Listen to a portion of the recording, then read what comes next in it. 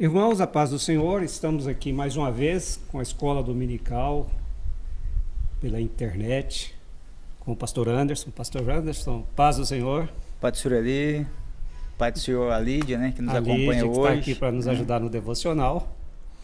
E antes de fazer o devocional, como fazemos na Escola Dominical presencial, nós vamos ler o texto áureo, eu vou ler o texto áureo, a verdade prática, e depois a gente vai colocar uma gravação da leitura bíblica em classe que vai ao ar no programa e também nesse vídeo que nós estamos fazendo. Então, a nossa lição hoje é a lição número 2, a sublimidade das bênçãos espirituais em Cristo, com o texto áureo registrado na carta de Paulo aos Efésios, capítulo 1, verso 3, que diz assim: Bendito o Deus e Pai de nosso Senhor Jesus Cristo, o qual nos abençoou com todas as bênçãos espirituais nos lugares celestiais em Cristo. A verdade prática, a verdade para a gente praticar nesta lição diz: Deus nos elegeu em Cristo antes da fundação do mundo, para que desfrutássemos das bênçãos espirituais. E a leitura bíblica em classe está registrada na Epístola aos Efésios, capítulo 1, versos 3 e 4, e também dos versos 9 ao 14.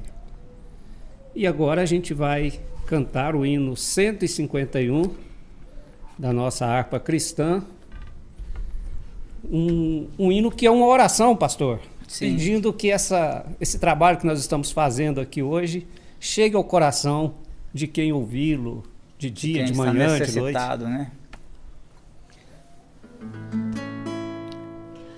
Fala, Jesus querido, fala-me hoje sim. Fala com a tua bondade, fica ao pé de mim.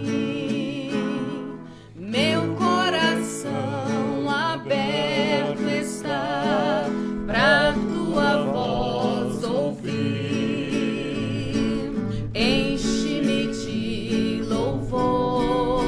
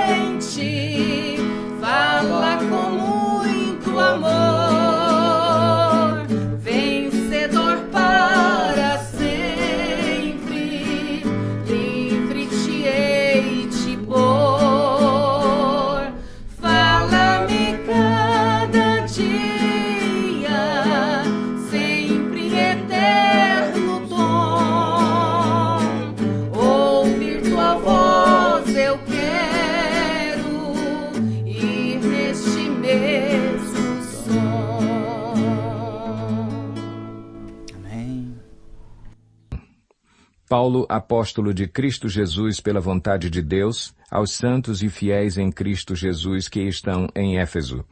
A vocês, graça e paz da parte de Deus nosso Pai e do Senhor Jesus Cristo. Bendito seja o Deus e Pai de nosso Senhor Jesus Cristo, que nos abençoou com todas as bênçãos espirituais nas regiões celestiais em Cristo.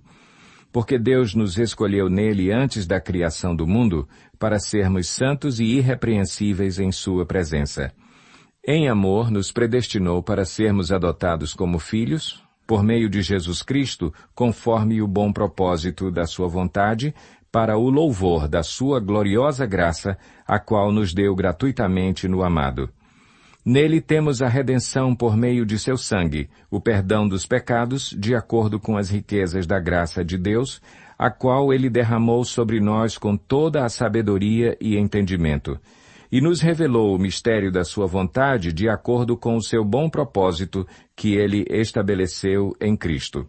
Isto é, de fazer convergir em Cristo todas as coisas, celestiais ou terrenas, na dispensação da plenitude dos tempos. Nele fomos também escolhidos, tendo sido predestinados conforme o plano daquele que faz todas as coisas segundo o propósito da sua vontade, a fim de que nós, os que primeiro esperamos em Cristo, sejamos para o louvor da sua glória.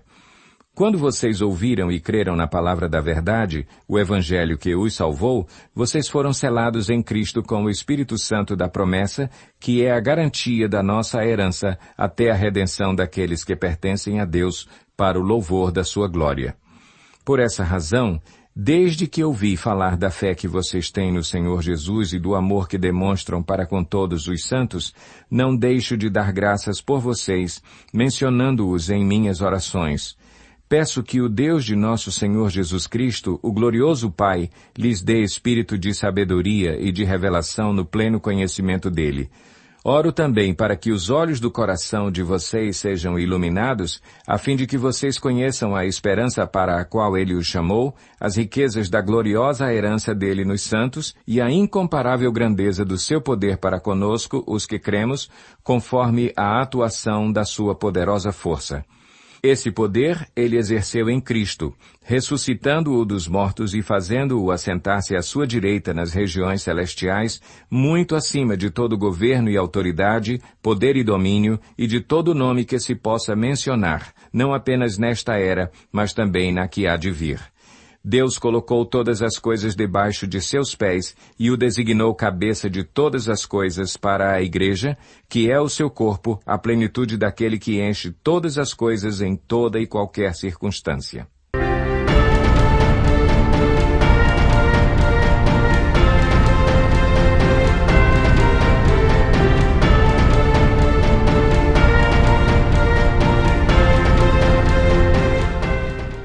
Pastor Anderson, começando aí o primeiro bloco com o título Uma Nova Posição em Cristo, temos aí a doxologia, temos as bênçãos espirituais em Cristo e a nova condição do cristão. Sobre a doxologia, há uma dificuldade que eu vejo, que as pessoas entendem que hinos de louvores é adoração. A carta aos Efésios parece que Paulo dá uma amplitude maior no sentido de adoração, e acho que esse tema da doxologia aí nos permite. Eu gostaria que você começasse explicando a adoração do ponto de vista paulino e falasse das bênçãos espirituais e da nova condição em Cristo. Pois bem, professor Eli, o tópico primeiro, ele já traz um parâmetro de pensamento para nós desenvolvermos, quando ele coloca a nova posição em Cristo. Então nós vamos principiarmos que tudo quanto formos discutirmos e fazermos uma reflexão, será em torno de Cristo Jesus e da sua obra redentora por nós. Daí se a igreja foi constituída. Então, só para a gente recapitular, fazendo ligação de uma lição com a outra, nós estamos vindo de lições que nos está fazendo entender que a igreja ela nasceu em Cristo, foi fundamentada em Cristo. Então, por esta razão, Cristo é o centro da igreja. Aí vem a questão da doxologia, que é uma terminologia que quando você vai para o dicionário, você vai ter lá glória, né, doxa, e vai elogia o estudo da palavra. E como você bem disse, então muitas pessoas entendem assim, que a questão da doxologia, que é a glorificação ou bem dizer a Deus, né, que é a mesma coisa, são sinônimos, bem dizer a Deus, ou glorificar, ou adorar a Deus, ela vem de várias maneiras. Há quem entenda que num culto, né, público, num culto você canta, você louva, você está adorando a Deus. Sim, você está adorando a Deus. Só que a adoração não é simplesmente isto. Os louvores congregacionais, os louvores avulsos, né, as palavras ministradas no decorrer dos cultos fazem parte de um processo de adoração. Por exemplo, quando o salmista, lá no Salmo 103, ele escreve assim: bendiz, ó minha alma, ao Senhor. Ele nos leva ao entendimento, daí o bem dizer no original Baruch, ele nos leva ao entendimento de que tudo quanto está no meu íntimo seja bendito ao Senhor. Ou seja, o meu homem interior.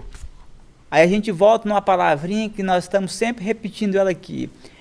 A minha profissão de fé, o meu sentimento de profissão de fé, aquilo que está dentro de mim, que foi gerado em mim, isso tudo bendiga ao Senhor. Então o ato de bendizer ao Senhor, ele vai mais além. Por essa razão Jesus chega até a advertir alguns dos irmãos, dizendo: olha, vocês estão me louvando com os lábios.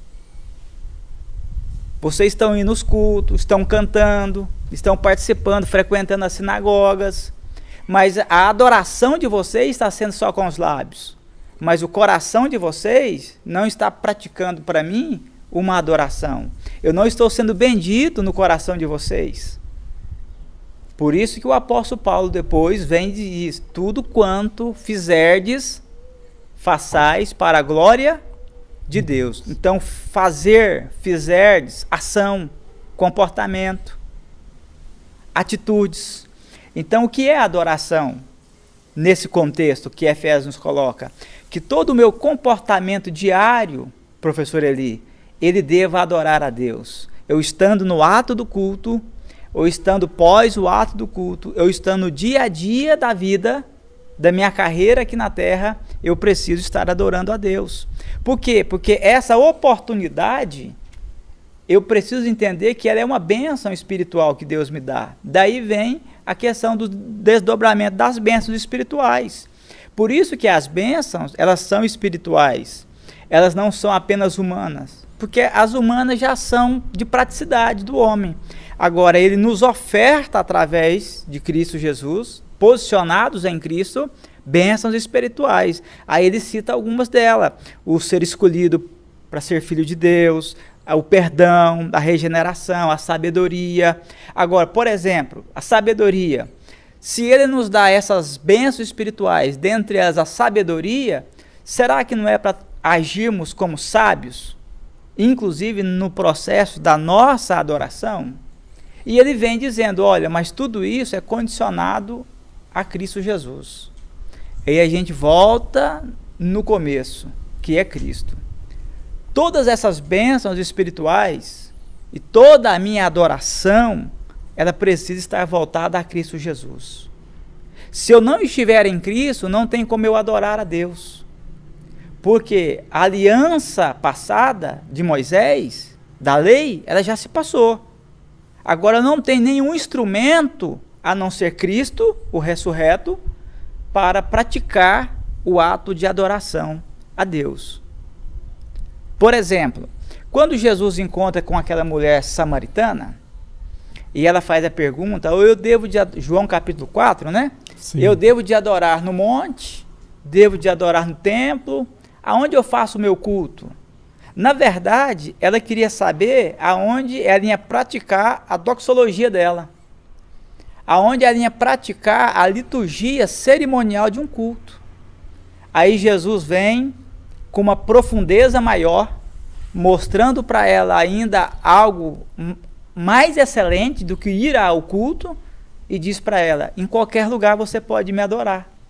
Porque a adoração não está ligada a um lugar, a um espaço determinado. Ela está ligada àquilo que você propõe no seu íntimo, no seu coração. Aí Jesus responde para ela, olha, você deve de adorar em espírito e em verdade. Sendo assim feito, a sua adoração, a sua doxologia, o seu bendizer, o seu glorificar a Deus será aceito e recebido por Ele nos céus. E adorar porque nós recebemos bênçãos espirituais. Bênçãos espirituais. No decorrer da lição, nós vamos fazer ainda alguns contrapontos, bênçãos espirituais com bênçãos materiais, mas nós podemos já de início dizer o seguinte, essas bênçãos espirituais são bênçãos que elas estão inseridas numa expressão de Jesus e às vezes nem todas as pessoas entendem. Quando ele disse assim, que em mim, em Jesus dizendo, tenhais vida, vocês vão ter vida e vão ter vida em abundância, nessa terra e, claro, na eternidade, porque já estaremos salvos com ele. Agora, vida abundante nessa terra. Aí muitos levam apenas para o lado material, que Jesus aqui vai nos prosperar, vai nos abençoar, e não vai deixar faltar o pão, vai cuidar de nós. Claro que tudo isso ele tem feito por nós, ele não fará, ele já tem feito por nós, porque ele é misericordioso para conosco. Mas uma vida abundante aqui, professor Eli, é uma condição, é uma oportunidade condicional de vida que eu vou ter para viver o humano e desfrutar do espiritual, mesmo sem estar nas regiões celestiais. É como se Deus falasse assim, eu vou descer algumas coisas que estão nos céus, no reino celestial, eu vou facultar ela para vocês viverem aí no mundo. Então eu vou fornecer essas bênçãos espirituais para vocês viverem como homens, como humanos. Então dentro dessa vida abundante, abre aspas e já fechando, está essas bênçãos que são espirituais. Bênçãos do eterno, bênçãos dos céus, para vivermos desfrutando delas aqui na terra. Para quê? Para qual finalidade? Para voltarmos a Ele com a nossa vivência, o louvor e a nossa adoração. No próximo bloco, nós vamos ver uma vida cristocêntrica aqui, neste mundo. E aí a gente vai aprofundar um pouco mais, como você já adiantou, a questão das bênçãos, a questão do viver em Cristo Jesus. Fique aí.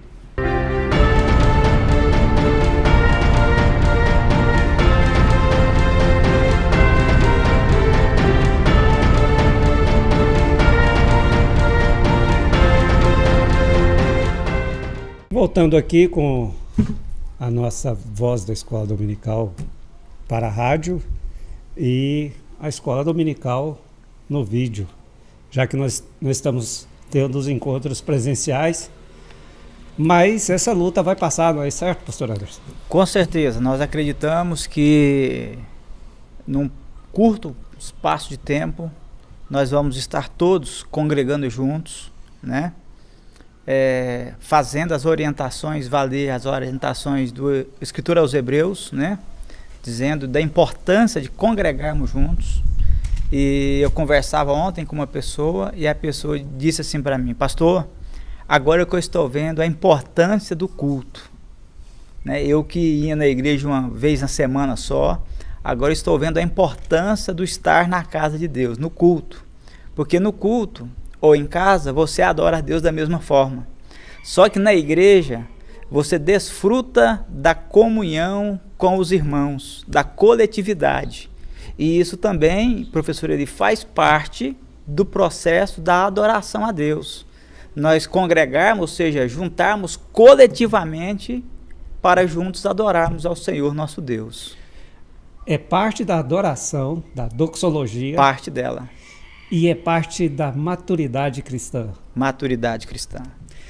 Pastor Anderson, uma vida cristocêntrica neste mundo.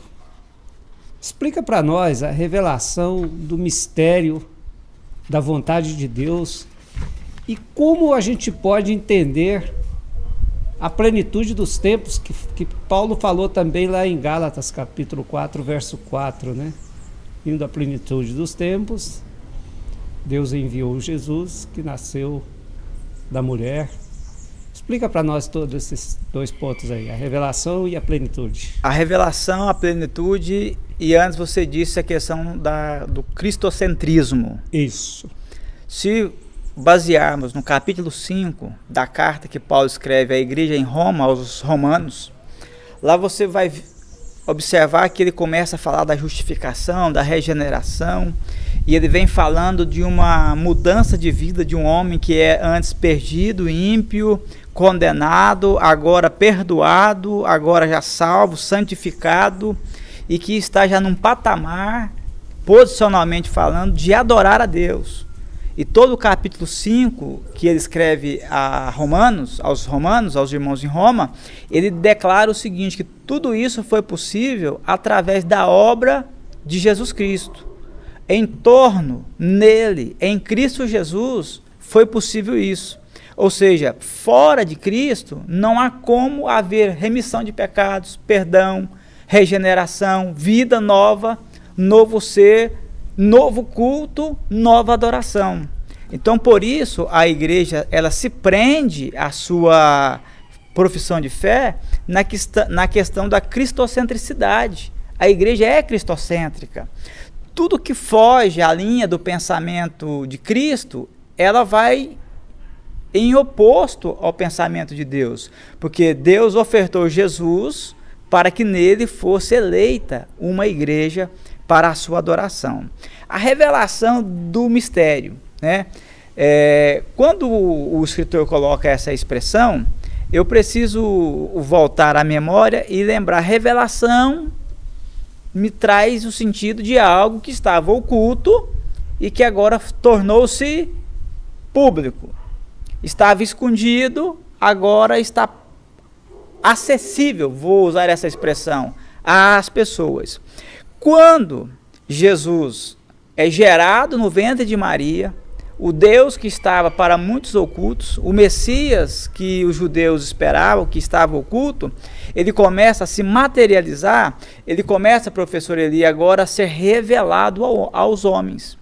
Mas só que antes, mesmo de Jesus se tornar a revelação própria entre os homens, humanamente falando, Deus já revelava a sua vontade às pessoas, a sua vontade de culto, de adoração em torno de Cristo. Por exemplo, quando nós vamos lá em Gênesis no capítulo 18, há uma fala, um diálogo entre Deus e Abraão, e até um questionamento que Deus faz consigo. É claro que lá estava se tratando de Sodoma e Gomorra, de um outro assunto, mas Deus dizia assim, olha, poderia eu ocultar alguma coisa ao meu servo Abraão?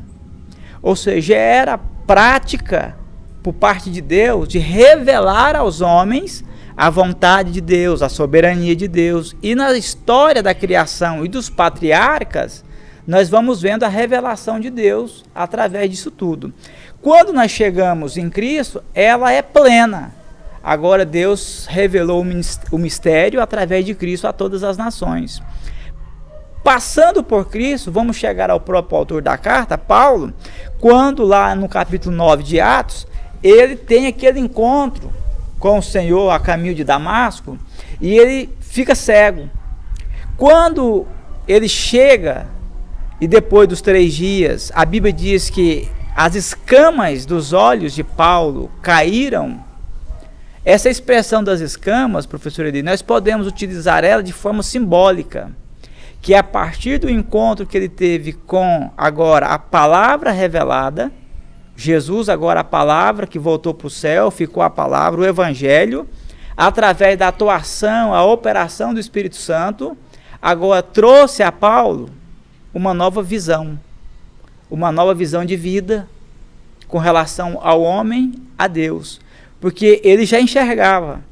O fato dele ficar cego ali, mais é simbolicamente, ele ficou de fato cego, mas nós podemos trazer mais como um instrumento didático da pedagogia de Deus para mostrar para ele que quem dá a visão, e a visão correta ao homem, é Deus. Agora ele passa a ter uma nova visão das coisas, através da obra do mistério revelado. O mistério revelado qual é? Cristo Jesus. Hoje a nós chegou através da palavra revelada a nós.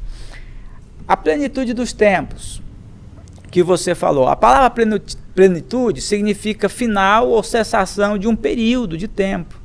Na plenitude dos tempos, Jesus nasceu. A plenitude dos tempos agora que Paulo refere-se à carta aos Efésios, vai ser a plenitude do reino de Cristo Jesus. Por exemplo, nós temos as dispensações, que nós acreditamos ter a dispensação da inocência, da consciência, do governo humano, né? A dispensação da promessa, da patriarcal, da lei, da graça, essa dispensação que vivemos hoje.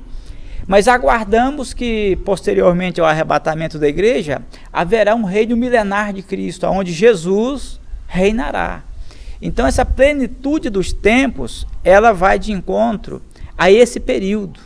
Que nessa plenitude dos tempos, ele não só reinará, mas a igreja posicionalmente estará com ele. Porque o significado de plenitude nos tempos aí, no original, dá o entendimento de reunir em si. Ou seja, é Jesus reunir-se toda a igreja, é Jesus reunir, aí tem duas aplicações, não é o foco da lição, uma aplicação para Israel e uma aplicação para a igreja eleita, de forma universal. É Jesus reunir-se às promessas feitas à nação de Israel, para aquele cumprimento como nação, mas Jesus também reuniu-se à igreja eleita, que através do mistério revelado, agora professou uma nova fé em Cristo. Reunir-se em quem? Nele. Aí volta a questão do cristocentrismo. Tudo nele, tudo em torno dele, porque ele é o provedor. Por isso que ele merece a glória. E aí a gente vai falando sobre louvor e glória. Por isso que ele merece a nossa adoração. Por isso que ele merece que o homem, o ser humano, ele bendiga a ele em todos os seus atos. Porque ele cria, ele propicia, ele mantém, sustenta, faz uma atuação para dar uma nova oportunidade e cria um novo canal com Deus e garante uma eternidade.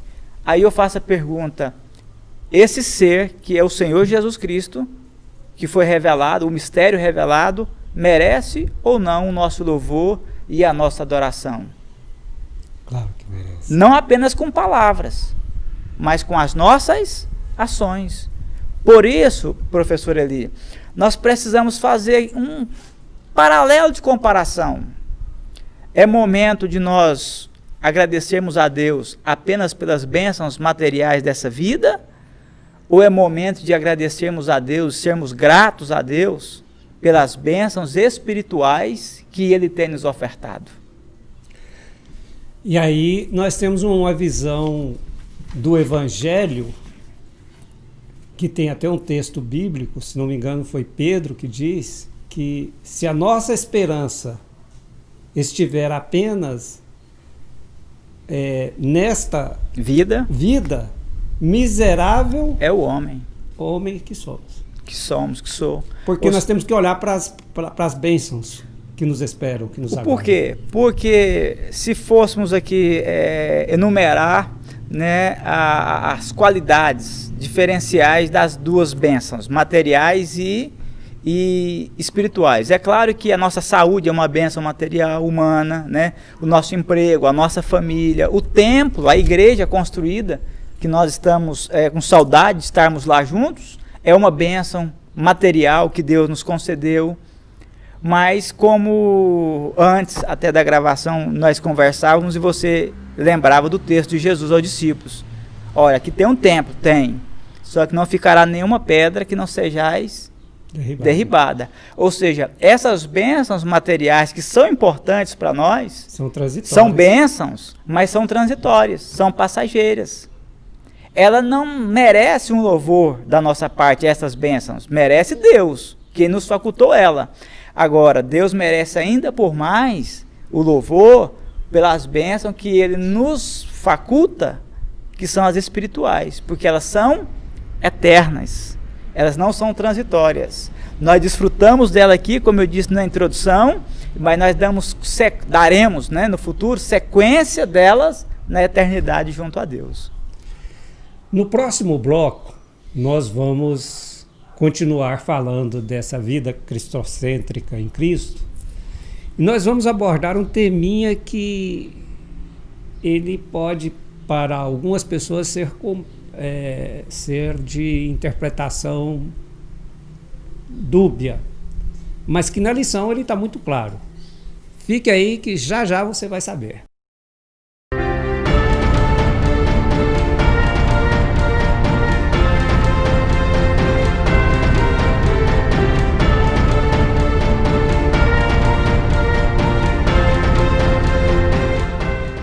Dando continuidade ao nosso tema, à nossa lição, a sublimidade das bênçãos espirituais em Cristo, e finalizando o tópico 2, uma vida cristocêntrica neste mundo,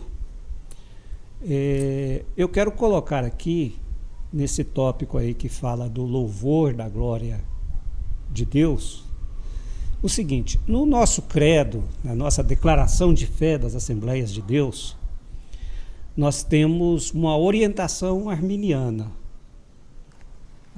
Jacob Armínio é um teólogo da Idade Média que falou algumas coisas, entre elas acerca da salvação, que as Assembleias de Deus têm uma crença, uma interpretação bíblica pautada nessa forma como Armínio viu. Dito isso, surge uma pergunta: como entender, pela nossa declaração de fé, pela visão arminiana, o propósito da eleição que está mencionado aí na lição bíblica? Na lição. Pois bem, agora eu quero me dirigir em especial a você que é estudante da Palavra de Deus. Você que é estudante, como gostam de chamar, estudante de teologia, né, que está estudando para ser um teólogo. E o que nós precisamos entender, professor Eli, antes de tudo, que a Igreja Evangélica, a Assembleia de Deus, eu posso falar, porque eu estava há poucos anos agora, na última revisão da declaração de fé da nossa igreja, na convenção em São Paulo. Estávamos lá acompanhando o nosso pastor, o pastor Efraim, e naquela convenção foi debatido os pontos sobre a nova declaração ou a revisão da declaração de fé. E eu participei lá ao vivo e a gente viu as discussões em cima dos pontos. Um pastor que tem um pensamento contrário, o outro diverge, no outro momento eles têm um pensamento comum, e ficou assim acordado. Porém, a nossa igreja Assembleia de Deus, ela, até o escritor da revista, ele faz uma colocação num vídeo seu, que a Assembleia de Deus não é arminiana.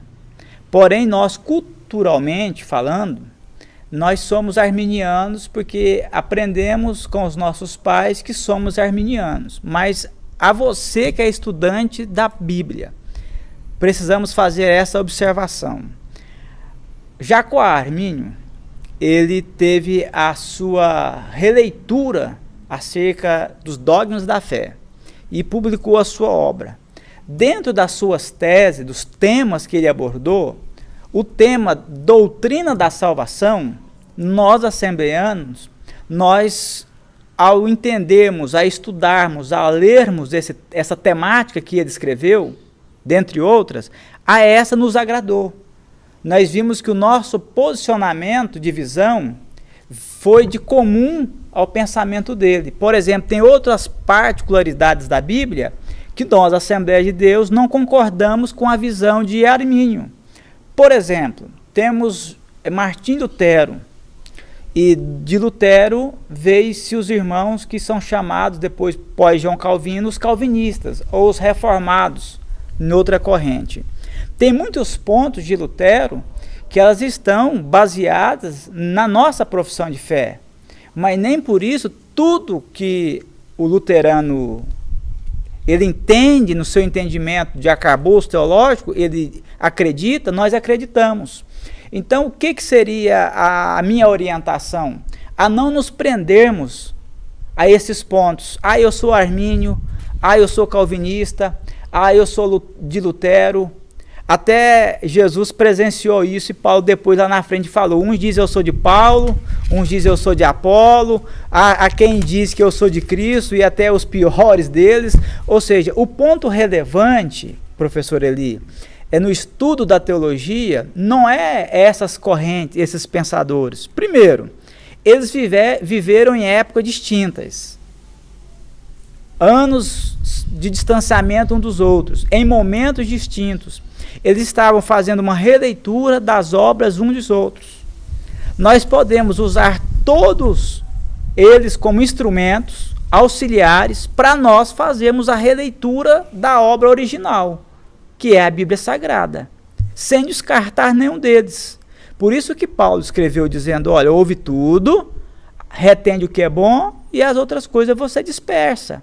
Agora, dentro do contexto da salvação, a colocação arminiana, ela é favorável ao nosso entendimento. E daí vem as palavras que para muitos se tem dificuldades com ela, não vejo assim, para mim normal, que é as palavrinhas eleição e predestinação, que será inclusive o tema da lição da próxima semana. Mas eleição, o que é eleição? Eleição é escolha.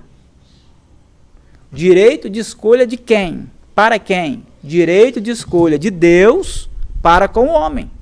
Deus nos elegeu. Diante de todas as nações, Deus olhou para Israel e elegeu Israel para ser uma nação padrão, uma nação modelo, que através dela ele abençoaria todas as demais. Eleição, direito de escolha. Deus nos elegeu em Cristo. Aí vem a expressão do texto, em Cristo. Então, a eleição é o direito da soberania de Deus para com o homem através de Cristo Jesus. Aí vem a consoante, predestinação. Nós fomos predestinados a quê? A salvação. Sim, Deus não quer que nenhum de nós nos percamos. Deus, por vontade dele, nenhum homem, a sua alma desceria ao inferno. Como diz ao salmista, não deixe que minha alma vá ao inferno. Por vontade de Deus, nem existiria essa oração. Mas não cabe apenas a Deus. Ele nos predestinou à salvação. Para ele cumprir a predestinação com a sua vontade de escolha, que é a eleição, ele nos condiciona a alguma escolha também. Qual que é o condicionante? A condicionante? Eu acreditar, aceitar a Jesus Cristo. Por isso que quando ele escreve dizendo, olha, aquele que crê em mim terá a vida eterna. O que não crê, ele não vai ser condenado, ele já está condenado. Então a salvação e a condenação, ela está condicionada a estar ou não em Cristo, a crer ou não em Cristo. Agora, o crer aí, do capítulo de João, o crer, eu preciso entender que não é aquela crença, eu creio que existe um Deus, não. É aquilo que nós já vemos falando há muito tempo. É o crer do professar com a minha boca, com os meus atos, com a minha vida.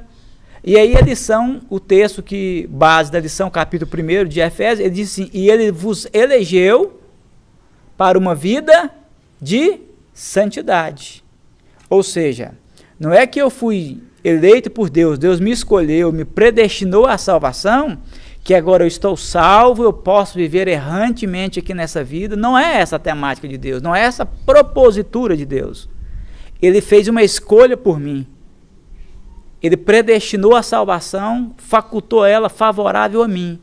Agora, cabe a mim também entender que eu preciso aceitá-la. E a condicional é o quê? É Jesus Cristo. É entender a obra de Calvário do Senhor Jesus. É entender o capítulo 5 de Romanos. Que tudo isso é possível, essas bênçãos espirituais, através de Jesus Cristo. Por exemplo, professor Eli, ele nos elegeu para sermos santos, fiéis, aí diz o texto, irrepreensíveis diante dele, aí ele termina com uma palavrinha mágica, em amor. Veja só, quando Paulo vai tratar de um outro assunto polêmico, lá na igreja aos Coríntios, em Corinto, ele fala sobre os dons do Espírito Santo. Aí fala sobre a variedade de dons, as suas atuações. Aí depois ele vem no capítulo 14 e ele fala sobre a ordem do culto. Aí parece que ele abre a mão e depois fecha. Ele alimenta os irmãos a viver uma espiritualidade e depois parece que ele vem e tenta mecanizar o culto. Mas não é essa a intenção de Paulo. Por isso que entre os dois capítulos tem o capítulo 13. Quando ele vai encerrando o capítulo que ele fala acerca dos dons, ele fala, agora eu vou propor a vocês um assunto, eu vou mostrar para vocês um caminho ainda por mais excelente, superior. Qual é? Aí ele começa a falar do amor. Por quê? Porque se eu entender, compreender e estiver imbuído desse amor de Deus, eu vou manter a ordem do culto, sem desprezar os dons. Eu vou entender que a utilização da manifestação desses dons espirituais foi porque eu fui eleito para isso, como igreja eleita, que é a temática da carta aos Efésios. Eu fui eleita como igreja e nessa praticidade de vivência de igreja, eu preciso manifestar tudo isso através da ministração da palavra, dos louvores, dos dons espirituais sendo manifestos na igreja. Agora, eu preciso fazer isso não para haver divergência, como lá no início do capítulo ele colocou, mas para manter a unidade. E eu só consigo fazer isso tudo sem entrar em contradição quando eu coloco o amor como base. Que atual é essa colocação e que bom entender dessa forma entre a organização do culto e a outra parte lá que foi a administração dos dons espirituais. A administração, né? dos dons espirituais. Entre uma coisa e outra está o amor. Imbuído de amor, eu posso ser tolerante. E tolerância é algo que falta muito nos nossos dias. Moderação, equilíbrio. Moderação, equilíbrio, tudo isso é decorrente do amor. Eu posso ser tolerante, como lá no capítulo de Paulo tinha um irmãozinho que ele cria que a comida sacrificada ao ídolo ele não podia comer. O outro dizia assim, não, está sacrificado ao ídolo, mas que o ídolo não é maior do que meu Deus, eu posso comer e não me acontece nada. Aí Paulo vai e ensina como é que ele deve agir em amor. Pelo seu irmão mais fraco, você... Capítulo 14 de Romanos. Você tolere, você entenda, você não escandalize o seu irmão. Isso para hoje nos traz uma mensagem muito profunda. Eu queria que você falasse um pouquinho aí para finalizar esse bloco. O porquê que isso é importante, professor Eli? O que nós temos visto aí, agora eu vou dizer assim, no nosso meio, vou fazer aqui uma autocrítica, né? Não é esse o objetivo da lição, mas como o assunto dessa lição, que vai introduzir a lição da próxima semana, é um assunto polêmico, o que nós temos visto? Líderes religiosos, pastores, que têm uma visão de pensamento diferente do outro. Aí eles vão para a rede social e eles se colocam em posicionamento como se eles fossem inimigos. E eles trazem os seus fiéis, eles trazem o povo como se fosse massa de manobra. Como se fosse partido político. Como fosse um partidarismo político. Será que nós não estamos voltando a viver na época de Jesus Cristo, dos fariseus, dos saduceus, dos religiosos? O porquê que o pastor A tem que ir para a televisão, denegrir o pastor B, o C, porque na igreja dele ele acredita é que a liturgia do culto tem que ser assim, mas na igreja do outro, eles acreditam que é o contrário. Se principiarmos pelo amor, que é o caminho sobreexcelente, nós vamos entender a graça de Deus. Porque a graça ela chegou a nós através do amor. João 3,16. O amor gerou a graça facultada em nós. Essa graça nos trouxe Jesus. Por isso fomos eleitos, predestinados a essas bênçãos espirituais que a lição traz, que é o perdão, que é o voltar a sermos filhos de Deus, que é termos a sabedoria, termos o Espírito Santo, nós vamos falar no próximo bloco, como penhor, e outras coisas mais. Desfrutarmos da comunhão do Espírito Santo, dos irmãos, agora como uma igreja de um corpo só. Aí nós ficamos assim, não, eu sou de Lutero, eu sou de Armínio. Não, se esse pensamento não é arminiano, então aí eu não considero. E de quem é a igreja?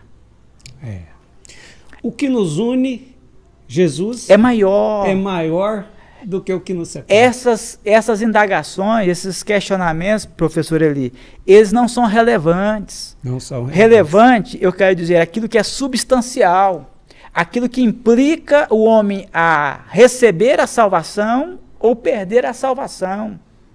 Se eu estiver em Cristo, professando a sua obra redentora, em palavras e em atos, porque a boca fala que o coração está cheio, e aí volta na introdução da lição, o ato da doxologia, é o ato de eu exprimir exprimir através do meu comportamento aquilo que minha alma sente. Isso é maior. A comunhão da graça, porque a salvação é de graça, pela fé em Cristo Jesus. Seja o irmão da visão arminiana, seja o irmão da visão wesleyana. Nós citamos muito John Wesley, né? Na Assembleia de Deus, né? Um dos maiores pregadores, tal, não é? Mas tem muitos pontos de interpretação textual que ele via diferente de nós assembleanos. Mas nem por isso podemos ignorar a veracidade da pregação que ele ministrou às pessoas. Por isso que ele foi considerado maior. Por quê? Ele anunciou Jesus.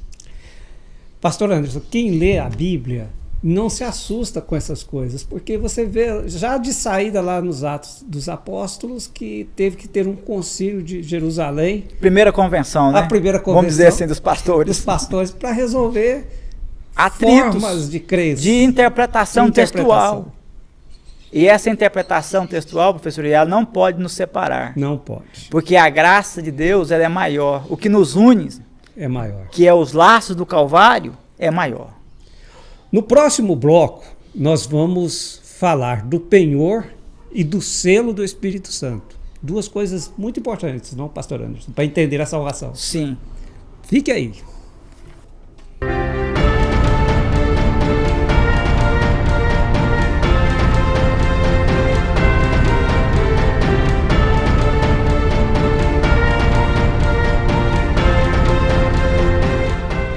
Muito bem, dando sequência à nossa aula da Escola Dominical, hoje aqui brilhantemente ministrada pelo pastor Anderson, que nessa pandemia tem estado aqui conosco, ministrando aulas. E, pastor Anderson, aqui no tópico 3, o Espírito Santo, o penhor da nossa herança, nós temos no processo da salvação o selo e o penhor. Explica isso para nós. Veja bem, a obra da salvação, gerada através da graça, por meio intermédio de Jesus Cristo, agora recebe um componente novo, um personagem até então que nós não tínhamos esse convívio de forma tão direta, que é o Espírito Santo, que até então era apenas uma promessa, desde os tempos dos patriarcas, dos profetas, Joel, outros profetas, profetizaram acerca da atuação e da vinda do Espírito Santo. Embora aqui precisa ser feita a observação que desde a eternidade ele já se fazia presente, já se fazia atuante, mas não de uma forma de comunicação pessoal como nós temos hoje. Por exemplo, a Bíblia diz que lá no passado, ele pairava sobre as águas do mar. Agora a atuação dele já não é pairar sobre as águas do mar. Ele já tem um outro lugar para viver, para habitar. E é isso que eu preciso entender, que agora a graça, Jesus veio e me condicionou à salvação. E o que me levou a entender o mistério revelado da salvação em Cristo Jesus? O que fez eu entender que eu fui eleito por Deus, escolhido por Deus? O que me fez entender que Deus me predestinou para ser salvo, santo, irrepreensível em amor? É a operação do Espírito Santo.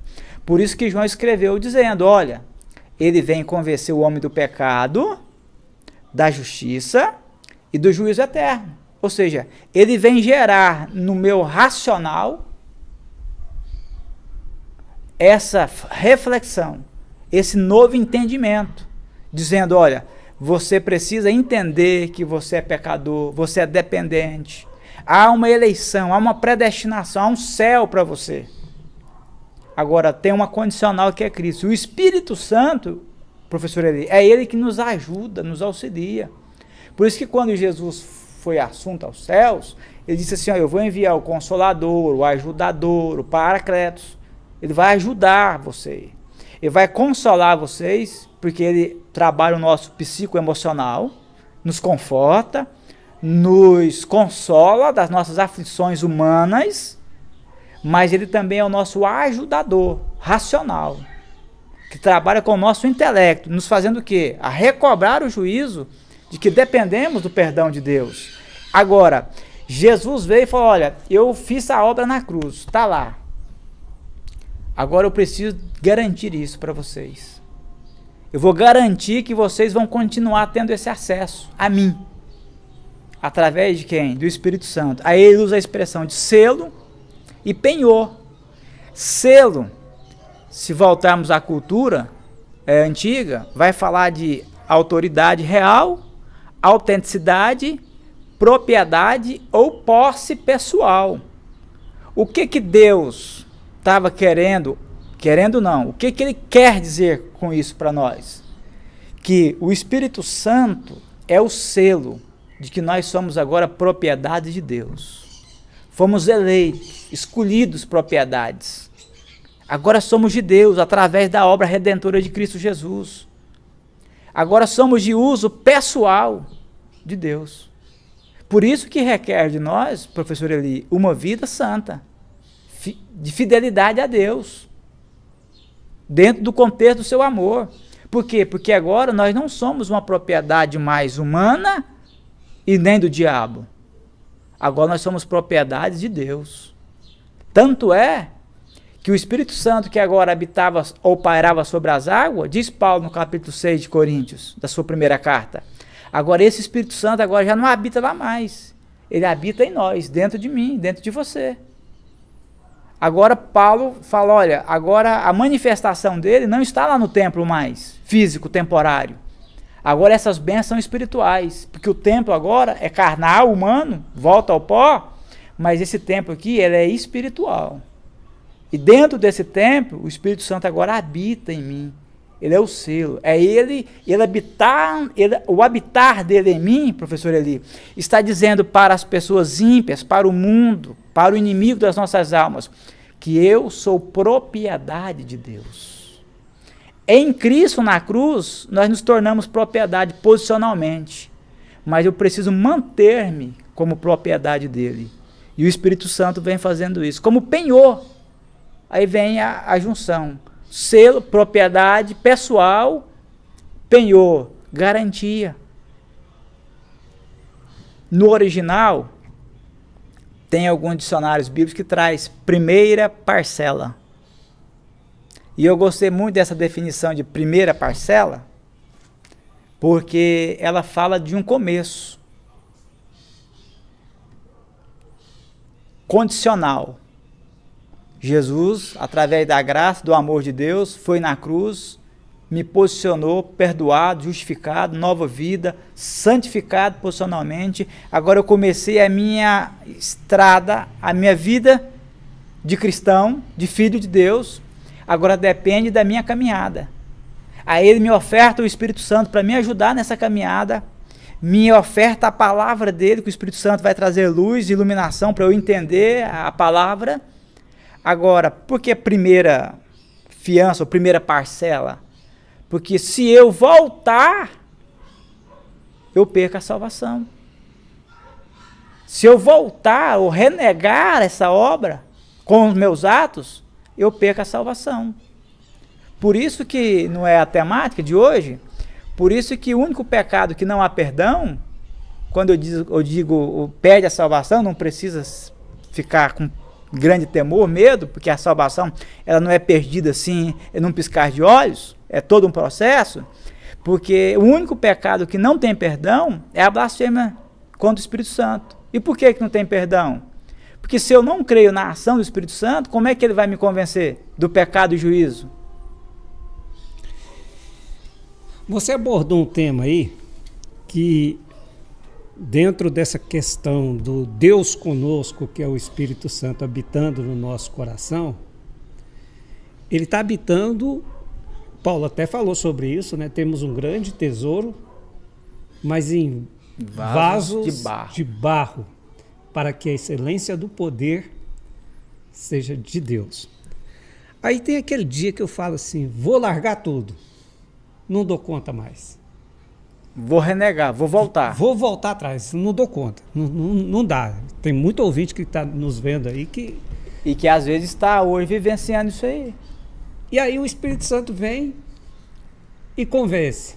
Explica mais isso aí, pastor. Às vezes ele vem e convence através da boca de alguém, através da mensagem de alguém, às vezes através de um hino, de um texto que ele te leva na Bíblia para você ler.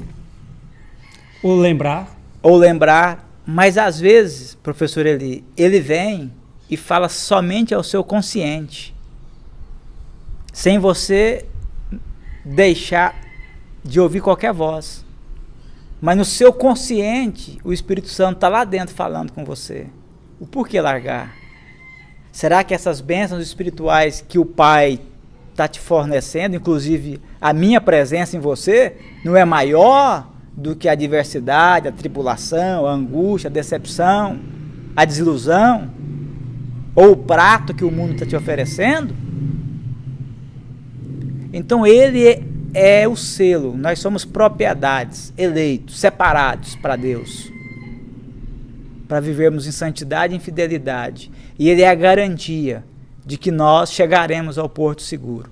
Nós fomos predestinados a chegar do outro lado do rio, na outra margem, e Jesus é o barco. Eu entro de cá, na margem de cá, no barco que é Jesus.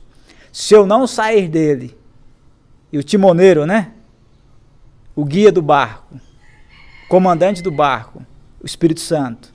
Se eu não sair do barco, e se eu continuar seguindo as orientações do Espírito Santo, eu vou chegar em segurança do outro lado do rio. Mas até para sair do barco, dá trabalho, né? Dá Porque trabalho. Ele vai convencer. Por que dá trabalho? Porque quando eu penso em pecar, ele fala assim, você não deve. Quando eu penso em fraquejar, ele fala, eu te ajudo. Quando eu penso, não, agora já foi, ele fala, não, ainda tem uma oportunidade, ainda tem uma porta, o perdão de Deus ainda está aqui. Os céus, vou usar aqui uma expressão que Moisés utilizou com o povo, Canaã está logo ali, né? Os céus está logo ali, né? O arrebatamento está próximo, mais um pouquinho, eu vou te fortalecer. O Pai e o Filho me deixou aqui com você só para eu cuidar de você. Agora, eu preciso entender que tudo isso, professor Eli, é o amor de Deus, através da sua graça, facultado em bênçãos espirituais a mim. Através de quem? De Jesus Cristo. Aí entra a questão do cristocentrismo. Não é difícil entender eleição e predestinação. Semana que vem nós vamos falar mais profundamente sobre isso. É só entender que entre a eleição e a predestinação existe uma porta. Essa porta ou um caminho chama-se Jesus Cristo. Amém. No próximo bloco, o último, pastor Anderson vai fazer um resumo da lição e vai orar por você. Quem sabe você está com medo do coronavírus. Você acha que não vai chegar do outro lado. E por causa do corona você quer abandonar a fé. Quer abandonar. Fique aí porque você vai receber a oração.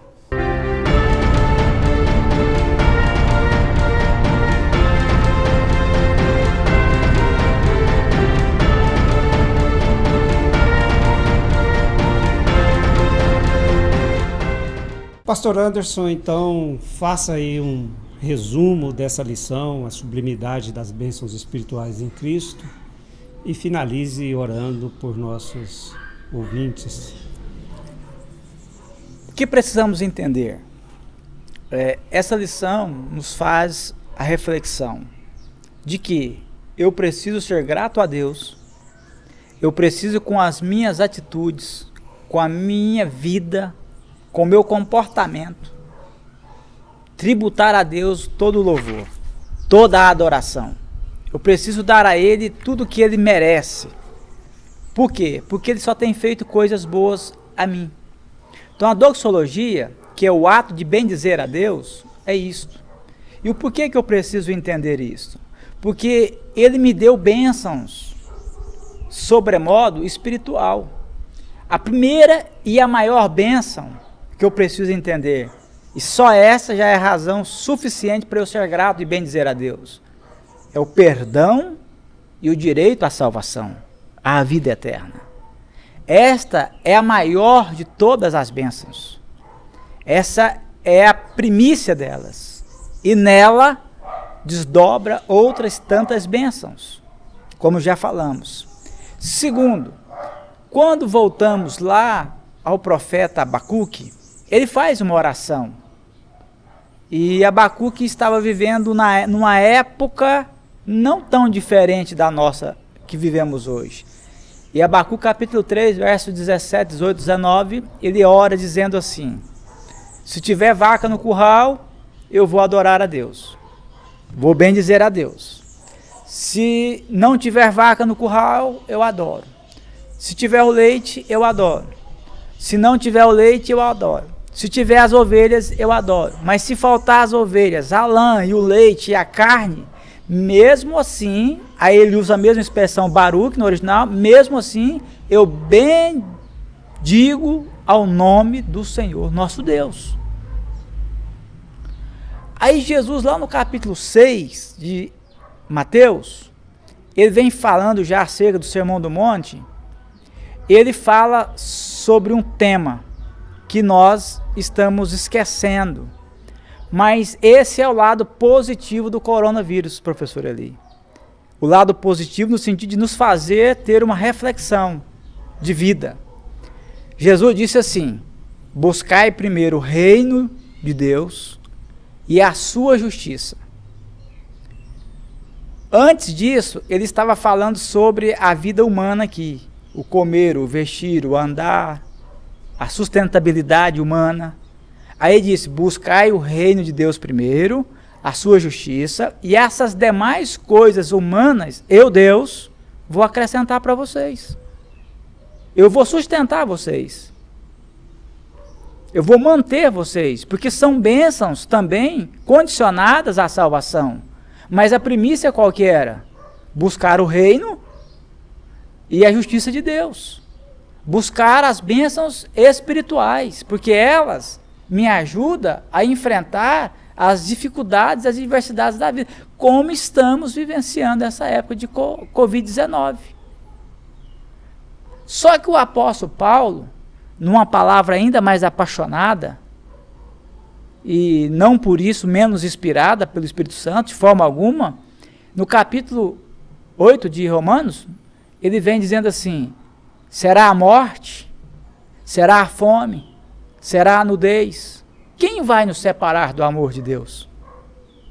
O que vai me separar de Deus? O que vai separar a minha comunhão, interromper a minha comunhão com Deus? As dificuldades dessa vida.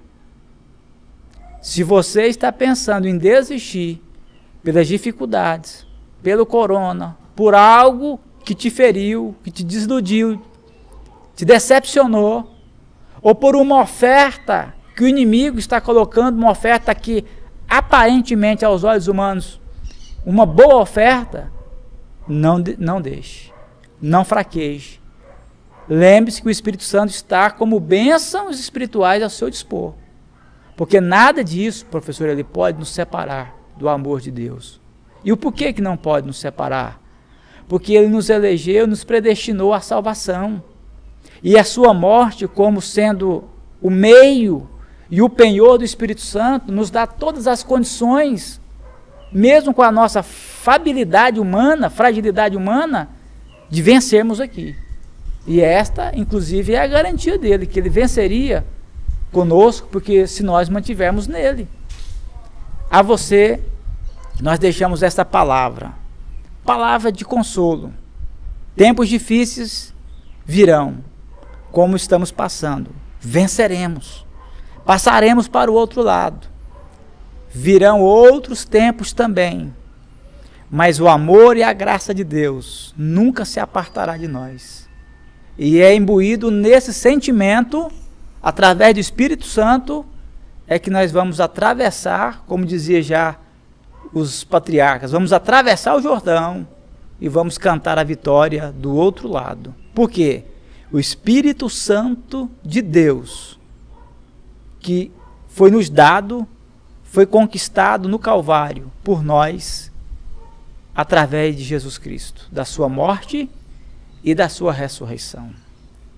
Professor Eli, que Deus continue abençoando as nossas vidas e a vida de todos os irmãos que nos assiste, que nos ouve, e que você entenda que a sua vida é resultado da grande obra de Deus. Você é a obra-prima de Deus, e Deus tem te facultado bênçãos humanas e, sobretudo, bênçãos espirituais, e que nós precisamos fazer uma reflexão e voltarmos a sermos mais gratos a Deus. Pai eterno, nós te louvamos, bendizemos o teu nome por mais uma vez. E aqui, Senhor, colocamos e abraçamos em oração todos os nossos irmãos.